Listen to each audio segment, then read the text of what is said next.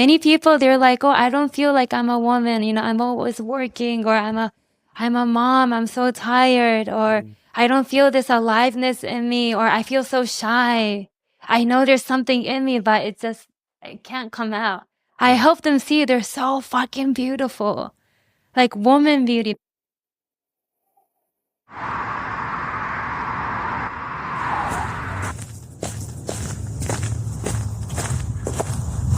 One of the things I wanted to start with was, I'm just very curious. I haven't been to Japan yet. And you said you're from Tokyo, right? Is it like in the city or outside of the city? I'm in the city. How was it growing up in such like a huge bustling city like Tokyo? How was it like? Well, so, for me, elementary school years, I was in America. Okay. And then coming back to the whole city was a very big thing for me. Where in America were you? Connecticut. Okay, I didn't know that. Okay, so that's where you learned like the really awesome English, I'm assuming. Okay, so you did that a couple years and came back? Yeah, I came back. And then more than the city, it was like the culture. I was quite shocked. Because everyone's disciplined, everything's so quiet. Like in the train, it's so silent. Yeah. So quiet, and everyone wearing the same thing, like grayish color. I have to wear a uniform. I had to, like, if my skirt wasn't on my knee, they would tell me I have to get onto I have to change my skirt to be in this length. So it was very, very strict. So that was very hard for me when I was growing up. I could see that, and just from me growing up in the US, like, depends where you are, but kids are loud, like not as well disciplined 100%. Not as well. There's some people that are traditional, like as a whole. There's a lot of like different ideas and all this different stuff. So I can imagine as a kid, after experiencing that and then going back to Japan, it was like this weird, I don't know, feeling of what is the normal. Yeah. Like relearning that, maybe. Relearning and being surprised. Because I remember I went to middle school. I went to throw away a tissue during class. And I still remember the teacher and the students were all looking at me as if I did something so evil. And they're like, so for me, that was like, wow. And why were they upset? Why was that not? Because it was out of the norm. Maybe during class I had to sit. And just wait till the end to throw it away or something. Yeah, I didn't know that, and no one explained to me. Wow. And also another one thing is in Japan we also have a senior and junior. We even talk differently. We have to change the form of the sentence to talk to the elders. Right. But just one grade above you have to change. You have to bow. A lot more respect you have to put in. Yeah. Words and everything that you do and how you act, right? And I didn't know all that, so I was hugging my my seniors, but they were so surprised. So that was also a very big culture shock. But also coming back to your original question about the city, so I think all this thing with the culture thing, it made me small, or it made me my body posture was getting smaller and smaller. So my eyesight is also looking down a lot. And I still remember, I think it was in my university years, I saw the sky. Wow. So because even in Shibuya, one of the big city, even it's during nighttime, it's still bright because of all the light, And I never seen the sky above, and I just still remember how that was so refreshing. Wow, I saw a sky. Wow. So for me, that's the experience of being in the city. I forget there's a sky. I forget there's a sun.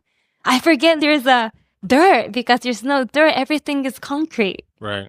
It's yeah. a concrete jungle. Concrete jungle. And do you think with being in the city and feeling like you can't see the sky, and at the same time, I don't know if you ever adapted more back to the Japanese way I'm sure you did eventually, but did it feel like home to you? Oh, in Japan? Yeah, in Tokyo. Oh, so in the beginning, that was such a struggle for me. I didn't feel like I'm at home, but also my house, I didn't feel at home because my dad is, I mean, now that it's all good, but before, my dad would be shouting a lot because he was very stressed from work. Okay. So I never really felt at home. And also I felt, there's a lot of restrictions, like curfews. I couldn't really be me. I couldn't decorate the house because I might get it dirty. So yeah, the home and the community at school, I really didn't feel at home. And did you follow kind of the traditional path to start? Like, did you have a regular 9 to 5? Yeah, I had a regular 9 to 5 because I wanted to prove my family that I can do it. And what were you doing in that 9 to 5? Like I was an in-house consultant at I was working at in-house consultants at Daimler. So a lot of Germans actually. And I remember I worked there for 2 years, but only 2 years because one of my family member, when they first found out, that I got in, instead of celebrating me, I think that's what usual people do, but they were like, "Oh, I don't think you'll make it for 2 years." Like that was the first sentence they said to me. And then that was the fire. So I'm very happy that they said that because if they didn't say that, I think I might have quit, maybe. So very happy that they said that. But yeah, 2 years I was there. Wow. It's hard just me knowing you now to like see you in a 9 to 5 and like buttoned up and everything. Yeah. When did that start to change? Was it first that you left Tokyo, or was it first that you left the 9 to 5, or kind of at the same time? Well, yeah, I remember 6 months before I quit my job, or maybe a few months, like maybe 3 months, I was like, this is not it. There's something more to life. But I didn't know what it is, because I didn't know. I didn't know because it was such a foreign world, but I just knew there's something more. Was there a specific moment that caused that? Or no, it was like this big build up this time. Yeah, but I didn't know what it is, but I just knew there must be something more. I meant to feel more. And then I'm so happy. So this wasn't even planned, but I ended up going to Kopangan in Thailand. I didn't even know it was a spiritual community, and I didn't even know what spiritual meant. Before I learned self-love, but that was more like a mindset work. Okay. And that really healed me a lot. But like I didn't know any of those things. And I came here and I had my first ayahuasca trip actually. Okay. And then I'm like, wow. So, but 6 months prior, I was feeling there's something more, but I didn't know what it was. And then I manifested it. And was the Copenhagen trip just like a one-off, you'll come here for a bit and go back to Japan, or was it one-way ticket, like I'm just going forever? Oh, no, there was just a, like 2 months trip. I think it was only a 2 months after I quit. After you quit. Okay. Yeah. Beautiful. And was it then that you had your moment of, I think I asked you like this the other day, but of kind of discovering back your femininity and realizing you were way away from that? Ooh. Or was it like before that? When did that come into play? That's afterwards, because during this time, I didn't know what femininity means. But I still remember I actually took a numerology session where they look at your birth charts. Okay. And then he told me, "Oh, you'll be working with some feminine work," and I had no idea what he meant, like feminine work. So so you quit the job, come to Copenhagen for a couple months. You do ayahuasca. The brain maybe opens up to some new ideas this guy tells you. but you go back to Japan. Mm. Were you going to be getting like another job? No. What kind of happened next? Well, and actually there's more. So when I was in Copenhagen, my last day, I knew I was supposed to, I don't know. I knew I needed to go to Rasta Home. There's a place called Rasta Home. But I'm not into the night scene. I'm not into Rasta vibes. But I just knew I had to go. And I invited my friend, but my friend wasn't able to come. So I went alone. I met this guy, and then we said goodbye. And then the next day I went to Japan, but nothing happened with this guy. But he actually, when we were I was texting him in Japan, and he was like, "Oh, Lynn, I think you're supposed to be in India. I'm going to pay all for your flight because I know you use all your money. I'm going to pay for your flight. I'm going to pay for this training / like retreat for a week and then some money so you can enjoy India and you just go." And I was like, "Oh, I have to go." So I went. And then I went, and then that was also very big thing. Like I felt energy for the first time, like doing meditation 12 hours a day, doing like yagna ritual with the fire ritual, and being exposed into this like world. And then I went back to Japan. But at this time, I kind of knew I'm going to meet someone on April. And I knew, so I even like bought like a bracelet in India so I can give it to this guy I'm going to meet in April. Wow, I completely forgot about this story. And then I actually did meet someone in April. Wow. But during all this time, I didn't know what I'm going to do. But so during my time at this 9-to-5 job, I was studying life coaching. Okay. So I did like 2 years of that. So while I was basically, I was in life coaching. So I wanted to coach people, but to practice, it's kind of scary. Yeah. To do it. And I didn't have the confidence yet. And I thought, I'm too young, I'm too small, like I'm not able to do that. So I started teaching conversational English to people. Okay. And so this is after India. Right? Yeah, this is after India, coming back to Japan. And yeah, so that's what I was doing after Thailand. I want to go back to the time in India. When you did that, when you were there, was it like unlocking things for you? Was it, this is a great experience, but it's like a one-off? Is this, this is a whole new world that I feel like I need to get more into? Ooh.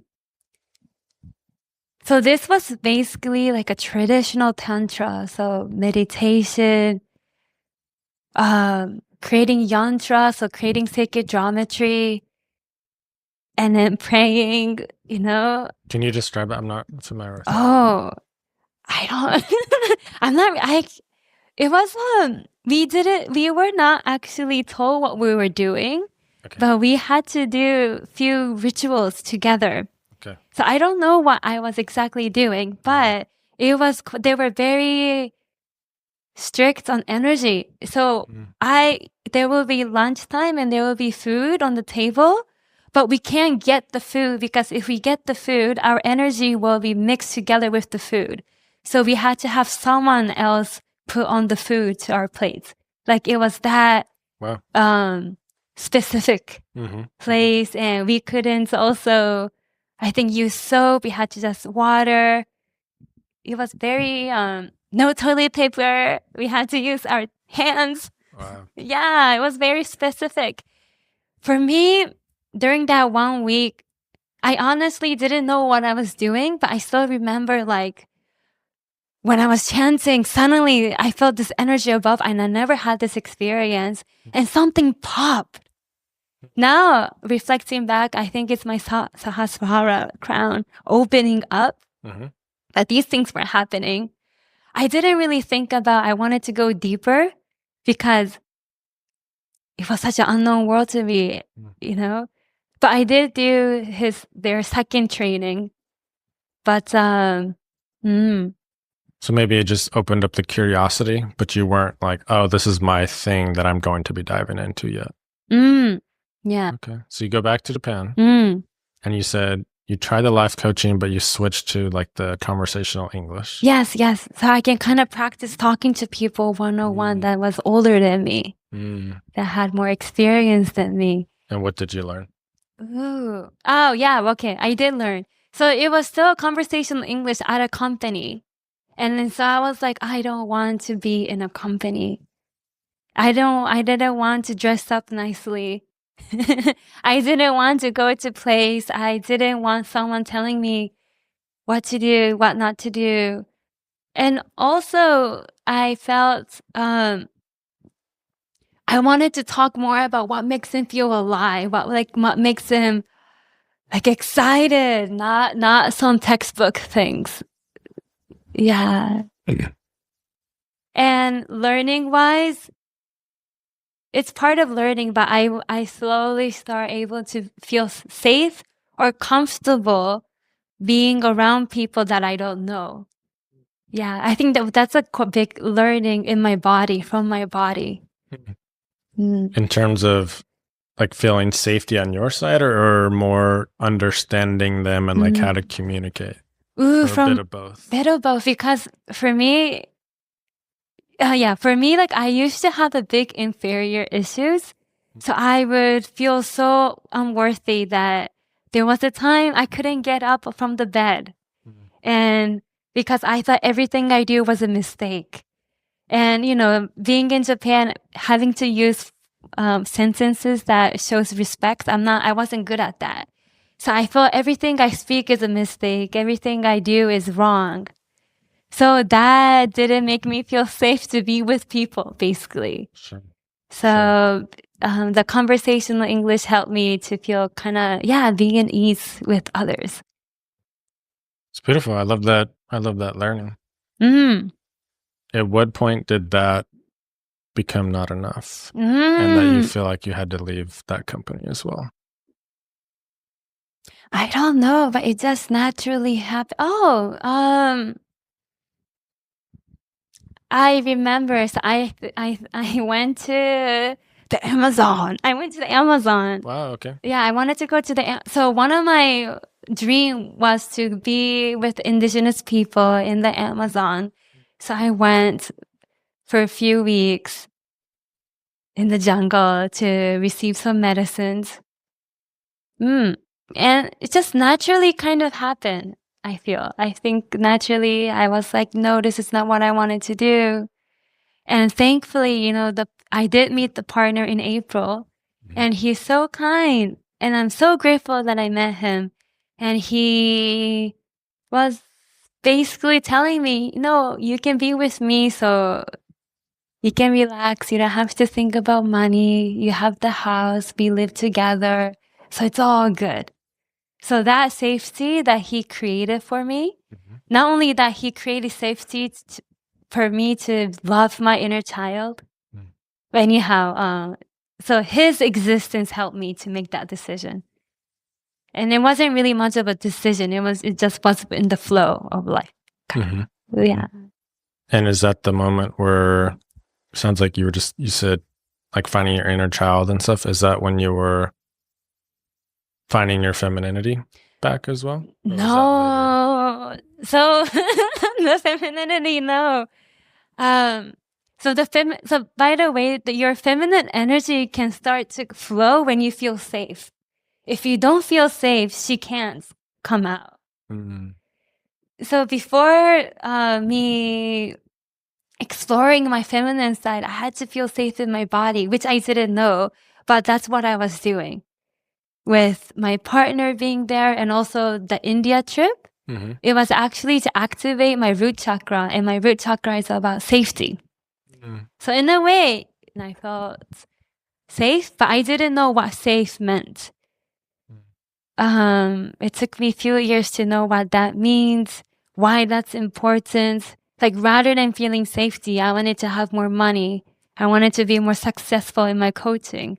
So safety wasn't in my field. I actually started doing feminine work because of two things. One was I was into embodiment work because one of my partner, he told me, like, Lynn, you're not connected with your anger. You're feeling irritated, but you're like, well, he basically told me I'm not embodied. I don't even know what I'm feeling. And then plus one more thing was, I started doing more feminine work through,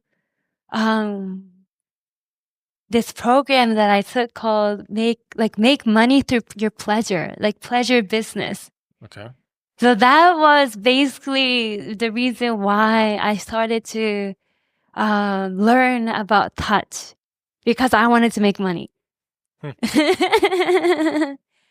And so, just so I'm understanding, you were in this relationship. He provided security, some sort of the comfort and the money, and so you felt more secure to start feeling more safe. And that led you down to feeling more of your feminine energy. And then from there, you were exploring, you did this program, you started to experiment with touch and different things. Am I following kind of? Well, it wasn't that linear. Okay. But I do want to point out, so this man, he provided me, safety with financial support, but also he gave me space for me to be creative, because my dad never really allowed me. I mean, I love my dad now, but at that time I thought I was restricted and I couldn't express myself. I wasn't able to express myself through anything. So he helped me to express myself, basically. Okay. And in a place maybe without judgment. Yeah, a place without judgment. It was maybe a big change. Yeah, big change. Okay. So, but with the femininity part, I didn't really learn. With the feminine world, I started learning and then started to embody the feminine energy, or started to understand what that means and why it's important. And what does that mean? Like, what did your journey look like? What were your things that you were doing before that was maybe too masculine, or putting down your feminine energy that you were starting to figure out that was bringing up the feminine energy? Ooh. So what was my journey? So it sounds like it feels long, but actually it's not. It's a story that I remember. So my first time going to Thailand, the first time I met this woman, and she, like, I just heard, like, I went to her workshop, and then when I went to her workshop, I came early, and then she just told me, "Hi, love, can you please wait?" And just by that words, I felt so much love that I was like, I have to take whatever she's offering, because I felt so much love, and I don't know what it is, but I want to know more about this. And then, but it was so expensive for me, so I couldn't pay. So it took me 2 years. So I took her training, and that helped me exploring this like feminine world. And to answer your question, what was masculine and what was before and what happened? I think before I was more in my mind. Okay. Like a lot in my mind. It's easy to say, oh, feel pleasure, but you don't know what that is. How do you breathe? But with her, I learned how to breathe with Mother Earth. I started to realize there's Mother Earth underneath you. It's not just like, oh, it's a morning. It's like, wow, she's here with me. I feel so much love from my feet, So she's the one who taught me how to connect with breath, with earth, with this sensual, feminine, loving energy. And do you think it was easier doing that in a place with like more nature around in Thailand versus like back in the big city for you? Like, did nature play a role? Ooh. So with this, I went to a training and it was in Bali. Like, it was at a very beautiful waterfall. Nature. Well, in the very beginning, I didn't know what she was doing, basically. I didn't know why we have to shake. I didn't know why we have to yell, but she was teaching me how to connect with my body, basically, with earth, with my body. And you can do that in the city as well, because I started doing that more in the city because I was like, what am I doing? And I wanted to understand. It was just, I wanted to know. So I was just practicing it. And then I started to notice the difference. What do I need? Nature. Yes, nature. And also you need someone who's really fully embodied. And like her energy, her presence, or it can be him, his presence, you'll just have an energetical transmission. You know, so it's of course nature, and also someone who's not performing but really embodying it, and being able to like being exposed in that energy. If there's somebody out there, Sola, that's not embodied, but they're curious about this, how do they know somebody who is embodied, like a good maybe healer or somebody that can take them down that journey versus somebody else that isn't fully quite there and might take down the wrong path? Like, is there certain things that you think are good cues or good things to look for? Thank you. Well, I feel every teacher will always be your teacher. You're there. I mean, you're always going to be learning something. But I feel you really have to trust your body instincts. If you decide from a place, oh, I think with her I can get this, that's a no-no. You'll never get anything. Maybe you might feel depleted. There's something. But yeah, if your body feels expansive, like, oh, this is it. Like, oh, I'm so excited. I'm so curious. Then it's her, I feel. And maybe, who knows, maybe this person is performative, but it's definitely going to be a lesson. You'll receive some kind of lesson anyway. Sure. So you'll learn. And then for the next one, you'll take things away, I guess, right? And so you have this experience in Bali. Do you come back to Japan again after that? Oh, yeah. My base was in Japan. So I'm starting to notice a thing. It sounds like you reach a moment and you're like, I need some sort of change. So you go travel and you look for transformative experiences. Come back to Japan, have some learnings, go on a next journey sometime later, kind of same pattern, right? So this happens in Bali. You come back to Japan.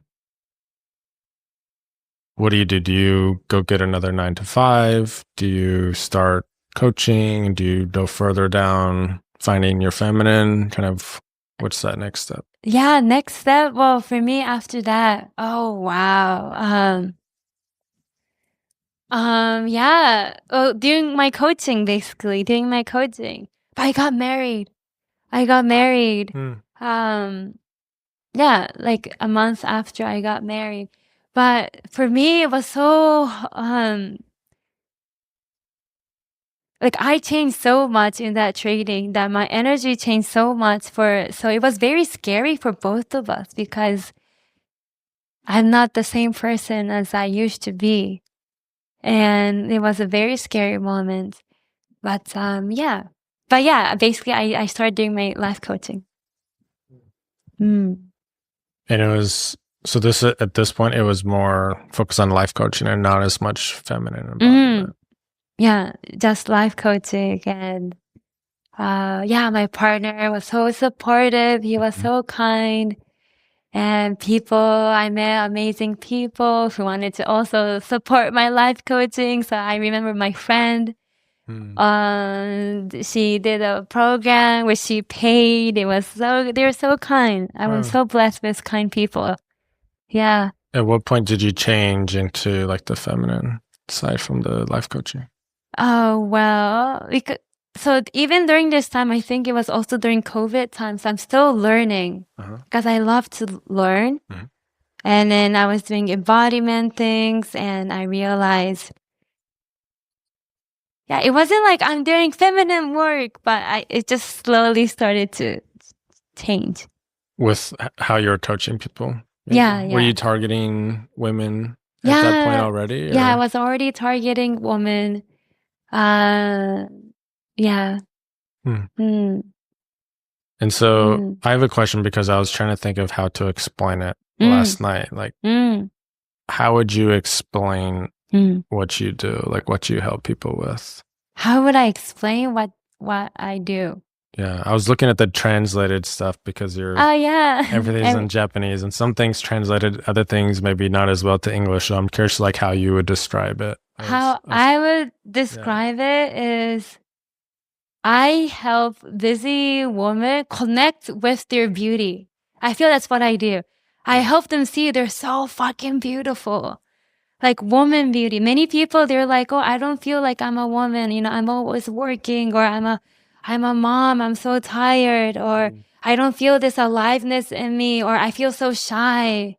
I know there's something in me, but it can't come out. I feel I'm the one who helps to support, to like bridge into their beauty. Yeah. I'm curious, the women that you work with and the ones that are maybe feel more trapped, like they can't show this side of them. Is it a certain type of woman? Is it more like founders? Is it more just really high achieving women in the workplace? Is there something else that you see as like a common theme? Ooh, common thing is it's very beautiful, but they're just Japanese people. They're just hardworking, and they're perfectionists. They care about the harmony a lot, which is so beautiful. But when they go to the extreme, they're just caring about what other people may think, and it's scary for them. So culturally, yeah. So what I really would love for my like clients, or just my audience in general, is for them to really be proud of their Japaneseness. Sometimes I remember I used to, or a lot of my clients, they feel a lot of shame in that. Like, oh, I feel so bad that I'm caring about what other people think of me, or I know I'm always trying to be the good girl, and they feel so much shame. But actually it's not. You know, when I'm here in Thailand, I see many people from all over the world. I'm like, wow, Japanese people are so amazing. Because they care, they can read the ambience, the environment, they're harmonious, they're kind. They're so beautiful. And I hope that they see that. Yeah, and I would love for them to embrace it. And then, while embracing, and then have their like soul mission, or like I want them to feel more pleasure of life, you know, because that's why we're here. Yeah. It's interesting that you say like they feel shame being Japanese. I wouldn't have thought that. Just from the outside perspective, right? Of like how somebody from the US looks at the Japanese. I haven't been there yet, but everybody friend that I have that goes talks about how amazing it is, and how clean and respectful and, you know, awesome of a place it is. And it's very high on my list to go to. So it's interesting to me that you say there's a lot of shame around that. I wouldn't have thought that. I would have thought it would have been the opposite. Like, where do you think that comes from? So, just to clarify, shame of being too harmonious, basically, like about thinking too much. So they feel shame in their darkness, or they feel shame in their negative emotions. Okay, so maybe when they're not living up to that trope of what it means to be Japanese, or having to show up all the time with so much respect or something like that, maybe. And what does it look like, Sola, if there is a woman out there listening and she doesn't know, she's experiencing these things, but she wouldn't know that it's, you know, because she's not living in her beauty? Like, what are the things that might be manifesting in her life of the negative sides? Like, why making her feel small, or, you know, what would that look like? What would it look like for her?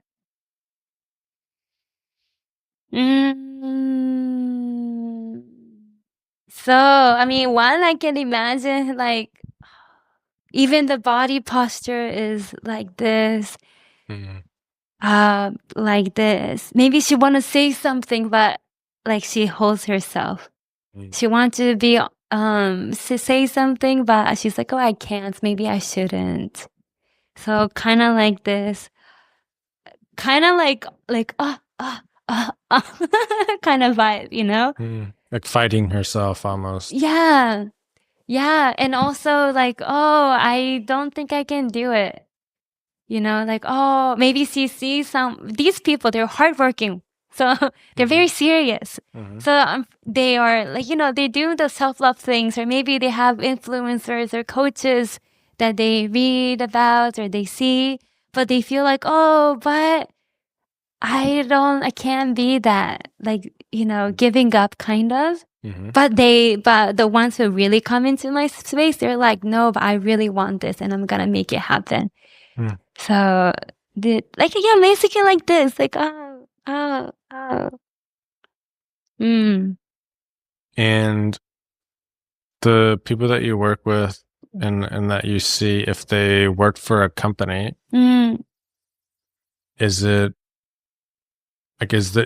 they able to find a balance with being able to like show more of their beauty all the time, or is it focusing on, you know, outside of work because there's still just maybe this interesting culture in Japan? Like, how does that come into play? Yeah, thank you. Wait, by the way, I want to add one more thing about the people. How does it look like? Please. Also, they're more like masculine. Like, oh, I need to do this. I need to do this kind of like this kind of energy. Like, I have to be the one who do this. I need to be the one who does the task. So very masculine. And well, basically when you go to work and you're constantly thinking about what the boss is thinking or saying, or, you know, you're just so kind that you take in all the work, you know, but when you awaken to your own life force energy and you're awakened to your own like connection with your body, you can breathe more, so you won't feel that overwhelmed during work time, you know, or you can say, hey, this is not my task to do. You can speak up more. So when you start to, be in your body basically and connect with your body, you start to have your own beautiful boundaries. And when you have that, you feel sexy. You feel amazing. So I feel you can definitely use, your work life will start to change. Is there a common thing that people look for on the other side? Like, okay, so I want to work with you and I want to feel more beautiful. I want to be more feminine because I want to find my partner, or because I want to just feel better about my life. Like, is it pretty broad of people's like maybe end goals, or is it like, oh, everybody kind of is chasing this? Oh, well, some people say like, oh, I want to feel like I see, like when I see, so I do Instagram. That's how I find, that's how they find me. They're like, wow, I love how glittery your eyes are. I want to be that. Or, I want to feel beautiful and I want to feel sacredness, like during sex. I want to feel that, or they come to me. Or they want to be honest, but they're afraid to be honest. So basically those three things I feel. Or they're masculine and they want to surrender more. They want to be more playful, but they can't. Those are the basic things that they come to me. Okay.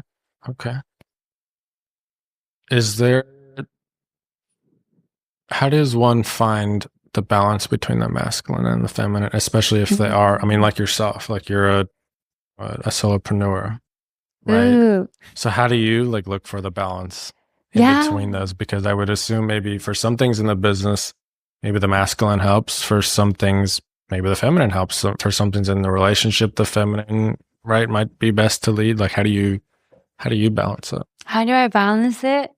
I feel how do I balance it is being in integrity.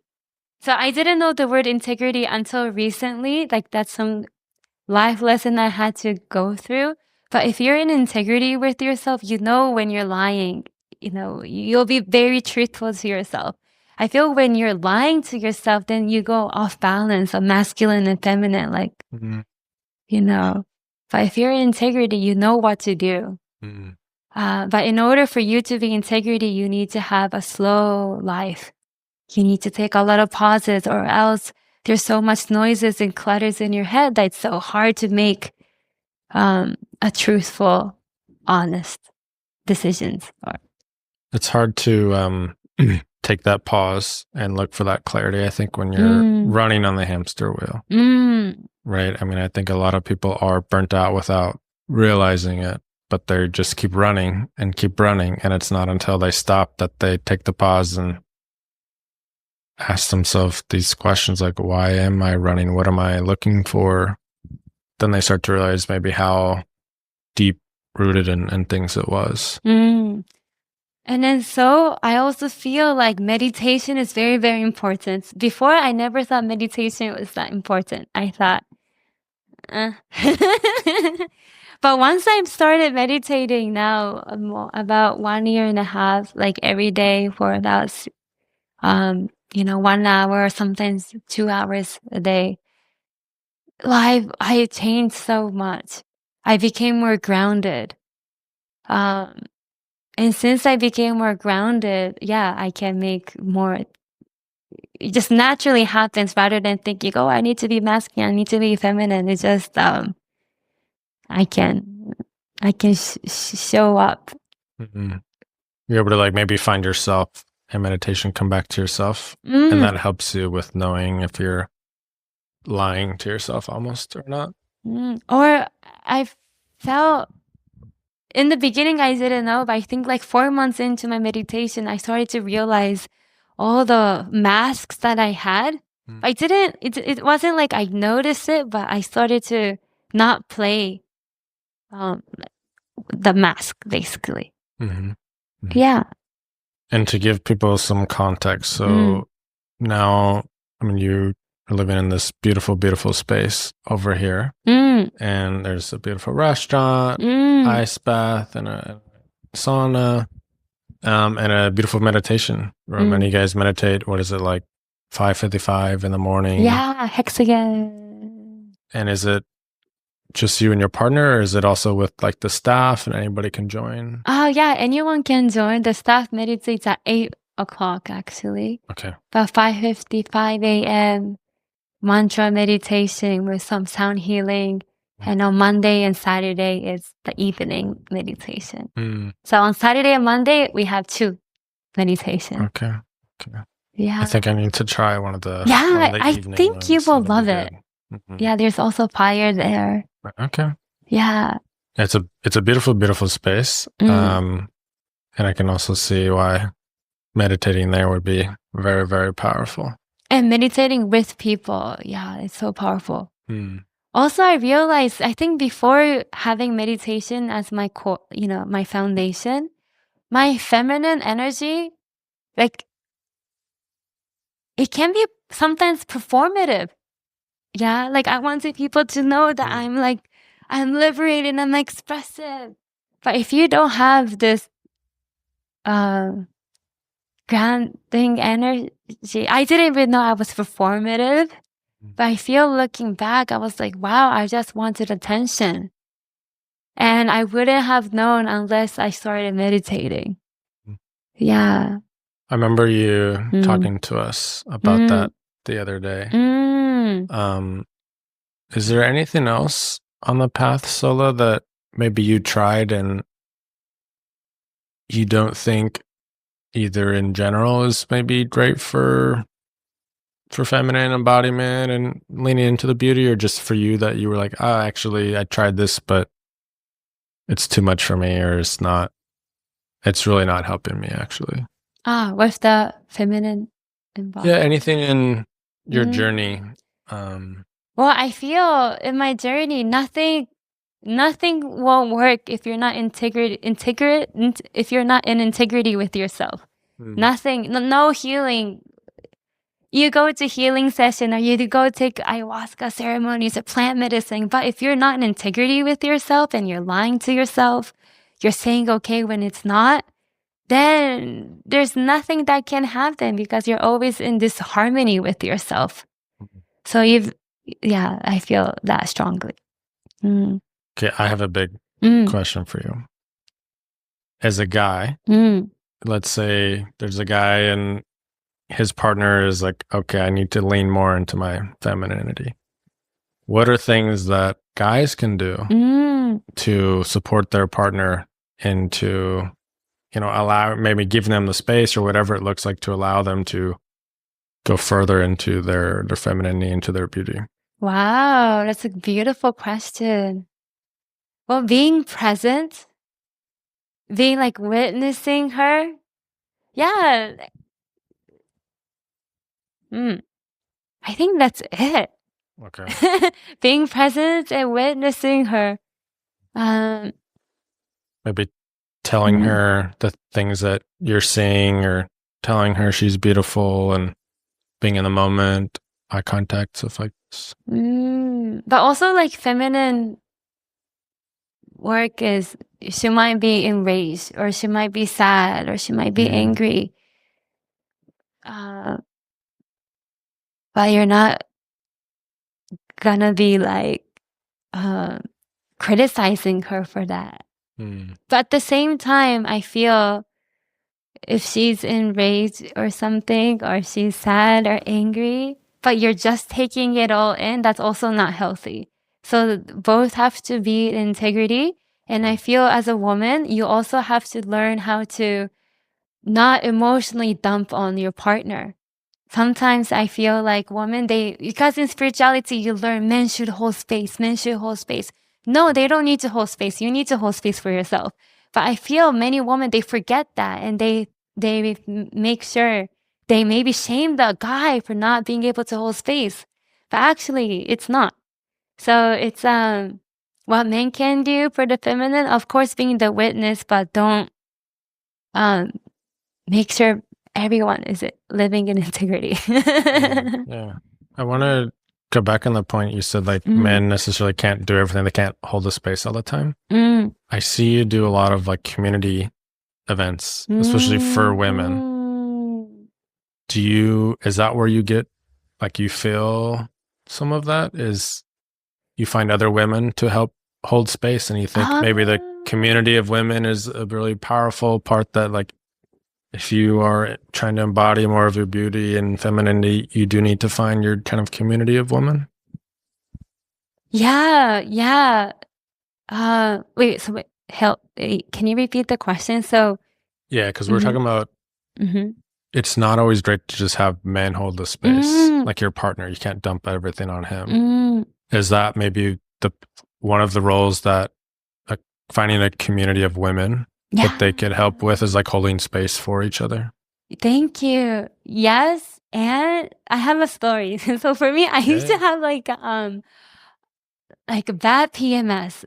So during my interval, so right before my period, I would get really irritated, and anything my partner says, I feel like, what do you mean? Like I get really serious mode. And I feel it's the truth, and I feel I need to stand up for myself. I need to convey that I'm, like what I'm saying, you have to listen. I'm so thankful that my current partner, he was like, no, I'm not going to do that, because he knew, like he knows he's very wise. Like he knows which emotion to listen, which emotion is my own shit. Right. And then I finally found out that, I just need to go to nature and also talk to my friends. But before talking to my girlfriends, I need to sit with myself in nature alone and connect with nature. So I slow down, and maybe I'm feeling something, but if I'm in nature and if I connect with her, they will always like heal me. They have so much power. And if I don't create space for that, then I'll be emotionally dumping to my woman friends. Okay. So I think Earth, sisters, and then beautiful partner who will support you. No, I love that. So it's one of the things that when you nomad in a relationship, it's been a challenge, I would say, of Paige and I's, is that like it's beautiful to be able to travel with a partner, right? Anywhere you go, you know you have somebody there and you're experiencing these crazy beautiful things. You know, you can go to a waterfall together and like go to this beautiful beach and watch a sunset, and just the daily life is incredible. But at the same time, if you're not cognizant about always making community in places, and for us, like we're also at a point because we've worked remote for so long, the virtual connections sometimes just don't do it as much for us. And so I think one of the things we've realized is we really need to be good and better about when we're in a place is I need to go find guy friends and she needs to go find girlfriends, because there's different things that we will get from them versus if we don't have that, everything goes to the partner. Partner is your romantic partner, your business partner. You know, it's the person you dump on. It's the person you expect all the kindness from. It's everything. And it's your gym partner, whatever it is, you hold all these roles. And I think it's something that we've realized is like, hey, that's not healthy. Like we love each other and we do expect a lot out of each other, but we can't be each other's absolute everything. We do need to find that. And I know while we've been here, like she's really enjoyed the friendship with you because you guys are able to talk about a lot of things in different ways that I would talk to her about certain things, whether that's in the business or the femininity side. Same thing with nature for her. Like she also needs just days and times for herself to go to a beach, to go to a waterfall, whatever that is. So I think it's really important in general, especially for us with our lifestyle. It's something that I think we've really figured out as we've started traveling again in Asia these last few months of like, okay, these things are really, really important. Yeah, I also agree so much. And also I feel in a relationship, when you live together, it doesn't have to be, traveling, but also people who just live together. Yeah. You sometimes, we don't have the polarity of the masculine and the feminine anymore because it's all kind of meshed together. And when it's all meshed together, then there's no attraction because it's all meshed together. So that's why it's important to create this polarity by having some time away from one another. So then you'll feel more like attracted and not, like a roommate in a way. Right. Yeah, I think that's been important for us as well, as like, especially for me so I used to be in a 9 to 5, right? And then I left the company and built my own thing. But before that, I was still figuring things out. And so Paige would sometimes work at the house, or, I had extra time. So it's like, oh, well, let's spend this time together, or let me help you with this, with your business or whatever. So we were just spending way more time together, where we used to I would go to a co-working space for 8 hours every day, and she would kind of be in her own space. And all of a sudden the alone time went away. And so you do get into these kind of similar things, even if you're just living in a place where you're just trying to combine everything and there is no separate spaces. Like you're talking about work right before bed, right? And you can't switch into the other thing. So it's a lot of learnings, I would say. And I appreciate you bringing that up. Is on that note, is there anything, Sola, that you've done or have seen with your clients of any boundaries that you try to set to try to separate the masculine and the feminine in certain times or certain spaces? Boundaries. Well, I know that during my inner fall, so right before my period time, I don't really see my partner. It was very hard decision to make because I had this conception that, men should hold space for me and what I'm feeling is valid. But no, I should be away. So yeah, that's a big rule that I have. Also like on Monday. Oh yeah. Yeah, but that's very big. And what does that look like? So do you just try to spend time away from each other for those couple of like days, or do you actually like go to a different place to sleep those couple nights? Like how does that actually look? Oh, no, I just kind of stay In your own energy, maybe. yeah, in my own energy. And then also if I do feel like, oh, like I want to talk about something, I don't talk about it. I make sure that I remember in the beginning, I started writing down in my phone what I want to say back. What I want to say back. And then if it's very, very important, I made a rule like, okay, after my period, I will talk to him. But then most of the things, it's like not that important to talk about. Yeah. So doing that. Also, one thing I started to do is if I feel like emotion building up, I try to just feel the sensation. Just focus on feeling the sensation. Oh, what do I feel? Oh, I feel my heart burning. And just that. Yeah. So not necessarily feeling like you have to take it out. Oh yeah, or solve something. So my thing was I think many women can relate to me. You feel like you need to solve something, but there's nothing to solve, especially when you're in that state. So like yeah, I feel the emotions and then I connect with Mother Earth and like I'm coming back to my body. During that time I'm so contracted. I'm not really breathing. I'm pretty rigid. So I'm making sure I do that. So yeah, so having rules like that, like checking my body state and creating more spaciousness. Yeah. I resonate with that because I'm one of those people, like the second the sun goes down, like I'm out. Like I lose my energy, you know, and I think that's more common with men's kind of 24-hour cycle, right? But so if something happens and I get a little irritated, it's more likely to happen when I'm more tired or at night. And I've just learned that take a break and like go to bed. Because if I try to force talking about it, I'm going to say something that I don't really mean. And then if I sleep through it and wake up the next day, I might still want to talk about it. It might still be important, but I'm going to talk about it in a lot better way. We're communicating the actual, hey, this is what's going on. Like, let's work to solve this, instead of the emotional part and just like the irritative part. And okay, remembering like, why would they do this? Right. You in a lot better headspace. And so that's something that I would resonate with as well. And just a learning for me. Yeah. Wow. Yeah. Thank you for bringing that up. I feel like in Japanese people, they have a tendency of being too kind. So like, oh, I need to listen to this person right now if someone's, have a conversation.